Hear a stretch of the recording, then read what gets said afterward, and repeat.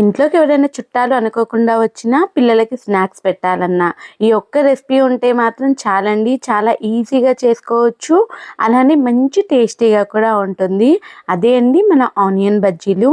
Hi hello welcome back to our channel. నేను మీ సాజన. ఈరోజు వచ్చేసి మన రెసిపీ ఆనియన్ బజ్జీలు. దాని ప్రాసెస్ కోసం ముందుగా అయితే ఒక గిన్నెలోకి అయితే మంచిగా పొడవుగా కట్ చేసి పెట్టుకున్న ఉల్లిపాయలు తీసుకోవాలి. ఆ తర్వాత దాన్ని బాగా ఇలా నలిపేసుకున్నాము అని అంటే మన ఉల్లిపాయలంతా కూడా సపరేట్ అయిపోతుంది.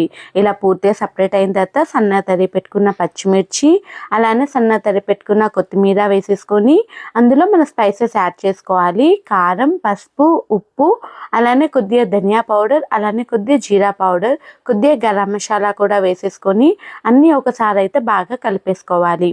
ఇలా బాగా కలిపేసుకున్న తర్వాత దీని కన్సిస్టెన్సీని బట్టి వేసుకోవాలండి. దీనికి పక్కాగా మెజర్మెంట్ ఏం లేదు. మీరు తీసుకునే ఆనియన్స్కి తగ్గట్టు వేసుకోవాలి. అయితే రేషియో మాత్రం 2:1లో ఉండాలి. 2 కప్పుల శనగపిండికి 1 కప్పు వరిపిండి వేసేసుకోవాలి. ఇలా అంతా కూడా ఒకసారి బాగా కలిపేసుకొని కొద్దిగా వాటర్ని అయితే ఇలా చల్లుకుంటూ అయితే మంచిగా కలుపుకుంటూ ఉండాలన్నమాట. అంటే మనకి పకోడీలో ఉంటుంది కదా, పకోడీ కన్నా గట్టిగా ఉండాలి, అలానే గట్టి పకోడీ కన్నా మెత్తగా ఉండాలి. ఆ కన్సిస్టెన్సీ అయితే మనకు కరెక్ట్గా సరిపోతుంది.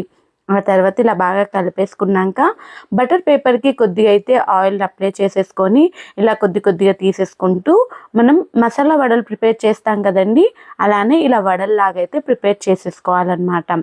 అయితే బాగా తిగ్గా కాకుండా లైట్ అంటే మీడియం సైజులో అయితే చేసుకోవాలి. ఆ తర్వాత వేడి ఆయిల్లోకి అయితే ఇలా డిప్ చేసుకోవాలి. డిప్ చేసేటప్పుడు మాత్రం చాలా జాగ్రత్తగా ఉండాలి. వేసిన వడలను అయితే అప్పుడే కదపకుండా కొద్దిగా సెటిల్ అయిన తర్వాత కదిపాము అని అంటే మనకి బాగా వస్తాయి అన్నమాట. ఆ తర్వాత మీడియం టు హై ఫ్లేమ్లో అయితే అడ్జస్ట్ చేసుకుంటూ ఇలా అయితే బ్రౌన్ కలర్ వచ్చేంత వరకు వేయించుకోవాలి. ఆ తర్వాత మనం మిగిలిపోయిన పిండిని కూడా ఇలా వడల్లాగా చేసేసుకుంటూ ఈ ఆయిల్లో డిప్ చేసుకుంటూ మనకి మంచిగా అయితే ఫ్రై చేసుకోవాలన్నమాట. వడలు అనేవి బయట క్రిస్పీగా రావడానికి వరిపిండి బాగా హెల్ప్ చేస్తుందండి. ఇలా ఒక్కసారి మీరు ట్రై చేయండి, మీకు బాగా నచ్చుతుందని అనుకుంటున్నాను. ఈ ఆనియన్ బజ్జీల్ని పిల్లలకి ఇలా కెచప్ వేసేసి ఈవినింగ్ స్నాక్గా కూడా పెట్టొచ్చండి. చాలా ఇష్టంగా కూడా తింటారనమాట. అక్కడక్కడ కొత్తిమీర, పచ్చిమిర్చి ఈ ఫ్లేవర్స్ అన్నీ తెలుస్తూ మనకి చాలా అంటే చాలా ఫ్లేవర్ఫుల్గా చాలా టేస్టీగా ఉంటాయండి. మీరు కొత్తిమీర వేసేటప్పుడే మీకు ఫ్లేవర్ కానీ బాగా నచ్చితే మాత్రం కరివేపాకు కూడా వేసుకొని ట్రై చేయండి, చాలా బాగుంటుంది.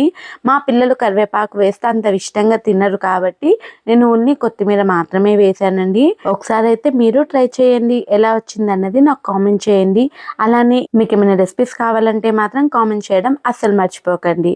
ఈ వీడియో మీకు నచ్చితే లైక్ చేసి సబ్స్క్రైబ్ చేసేసుకోండి. ఇంకో వీడియోతో ఇంకో రెసిపీతో నేను మీ ముందుంటాను.